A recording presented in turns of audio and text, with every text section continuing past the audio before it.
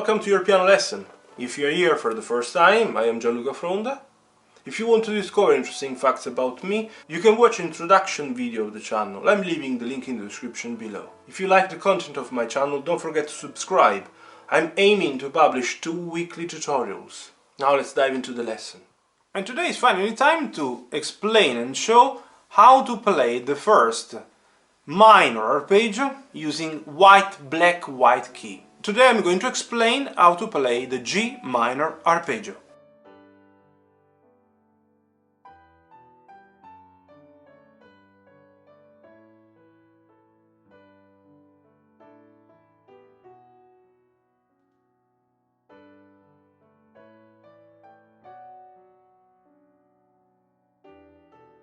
G minor arpeggio is made of G, B flat and D. As you know, as you have understood, if you have watched all the previous tutorials or probably discovered also following some completely different channel, for the arpeggios we simply need the first, the third and the fifth note of the scale. In this case, obviously, first, third and fifth of the G minor scale. The fingering is the same identical one of all the arpeggios starting from a white key, right side using 1, 2, 3, and obviously 5 if you play just one octave, and 1 again if you extend it 2 octaves or even more, 3 and 4. The left hand is going to use 5, 4 for the B flat, so 5 for the G, 4 for the B flat, 2 for the D, and the thumb for the G again. If you play 1 octave, you go down. If you play 2 octaves, you cross over the thumb. But let's dive into the lesson to understand in practice what I mean. Let's start as usual from checking the notes of the G minor scale. Obviously we need, as you know, the first 5, then to get the 3 that we need. The first 5 notes of the G minor scale are exactly these ones. Let's analyze also the key signature. So G minor has B flat and D flat in the key signature.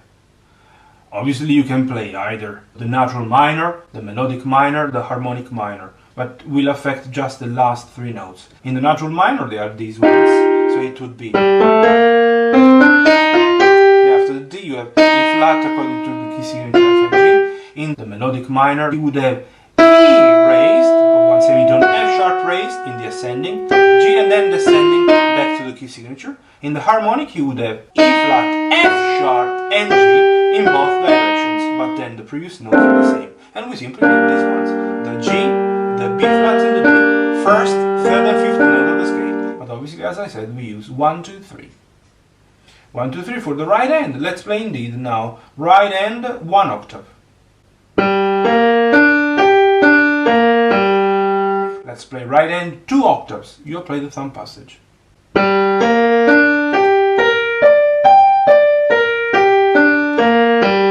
Let's go now to the left hand. As I mentioned, you will use little finger for the G, the 4th finger for the B flat, because we have just one white key in between the first and the second note. This is the rule that I suggest everybody to respect. When there are 2 white keys, you use the 3rd, but in this case, not even in G major, you have 2 white keys. So both G minor and G major, they are both using the 4th.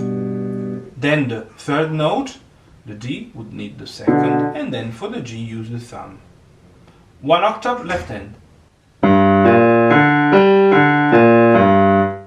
Now 2 octaves left hand, and you apply the crossing over the thumb. It is obvious that the following notes we'll use, same as in the first octave.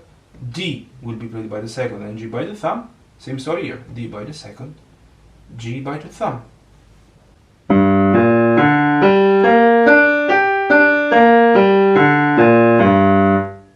Now let's play 1 octave hands together. 2 octaves hands together.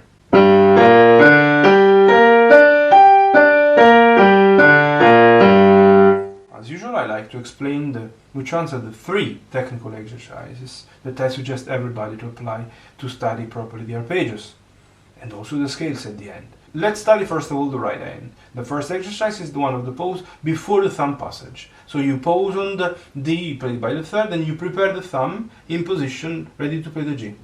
So you stay on the D played by the 3rd, and you prepare the thumb on the G.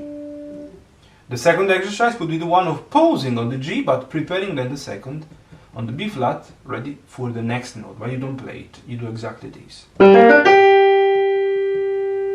The third exercise will be the one of playing the D. In this way the thumb passage is even more empowered.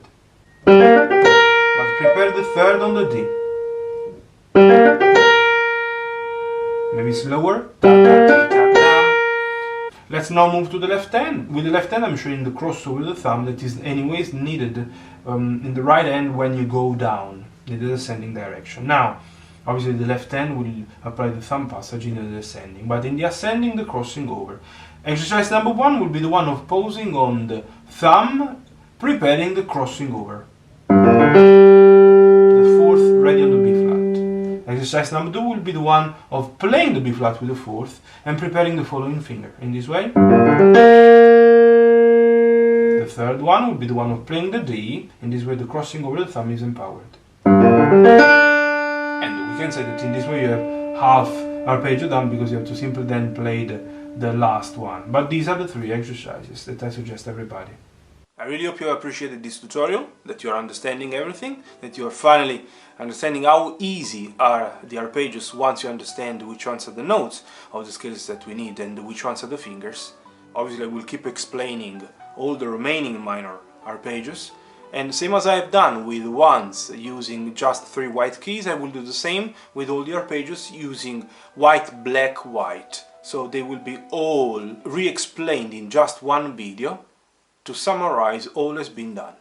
Just one more thing to mention: if you have really enjoyed my tutorial, and if you are really enjoying my tutorials, I would really appreciate if you mind the new super thanks button that you find underneath.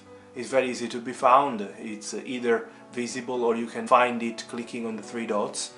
If you're really appreciating my content, my videos, if you enjoy this tutorial and all the tutorials that I have on my YouTube channel, and you want to support me, I would really appreciate.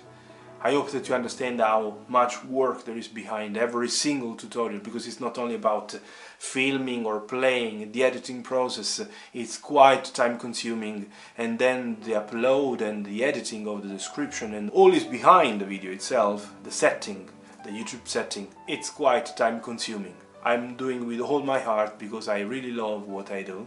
Music is my life, and probably you understood how much passion I really put into all I do. So your super thanks would be really appreciated. Thank you very much. If it's the first time you're landing on my channel thanks to this video, don't forget to subscribe, and see you in the next one. All the best.